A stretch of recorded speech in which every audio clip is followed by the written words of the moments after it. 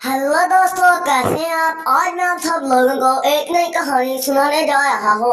कहानी सुनने से पहले हमारे YouTube channel story time podcast को सब्सक्राइब करें, वीडियो को लाजमी लाइक करें और वीडियो अपने दोस्तों से शेयर करना मत भूलिए। चलिए वीडियो की जानिब बढ़ते हैं। लाहौर का एक गांव था जिसका नाम भोजपुर था। इसमें सलीम अपने बच्चों के साथ रहता था। इसके बच्चों का नाम अब्दुल्ला और एजल था। अब्दुल्ला जिसकी उम्र 8 साल थी और जबकि एजल की उम्र 5 साल थी। अब्दुल्ला एक बहुत ही चालाक बच्चा था।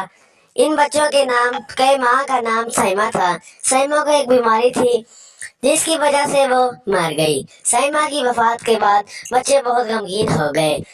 सलीम ने अपने बच्चों की ये हालत देखी तो इसने सोचा बच्चों को एक नई माँ की जरूरत है।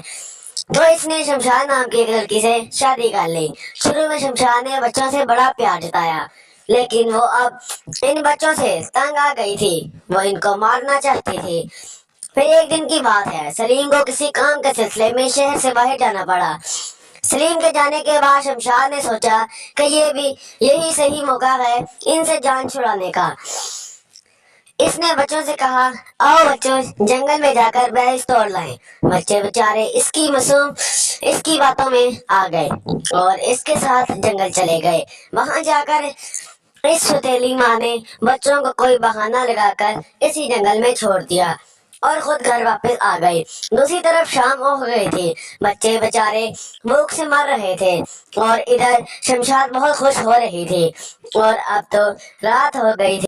बेचारे बच्चे भूख से बेहोश हो गए और अब अल्लाह की तरफ से वहां से एक ताजिर का गुजर हुआ और वो ताजिर एक भला इंसान था।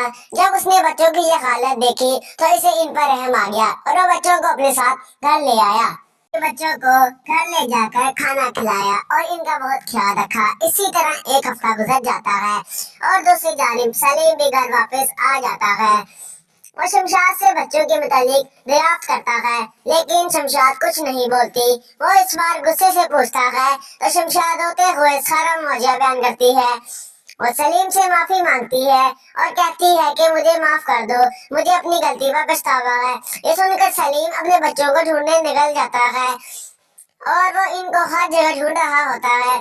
फिर दूसरी जानिब वो जो ताजिर उन बच्चों को अपने साथ घर ले आया था, वो ताजिर बच्चों का अभी भी ख्याल रख रहा होता है। इधर सलीम भी इसी ताजिर के घर पर दस्तक देता है, इस उम्मीद से कि शायद उसके बच्चे यहाँ मिल जाएं। ताजिर दरवाजा खोलता है तो बाहर आता है।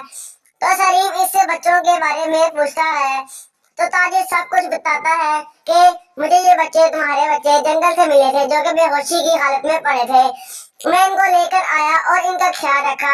सलीम उस ताजिर का शुक्रिया अदा करता है और अपने बच्चे लेकर घर वापस आ जाता है। अब तो शमशाद भी इन बच्चों से सच्चा प्यार करने लगी थी और अब ये सब लोग हंसी खुशी जिंदगी गुजारने लगे थे।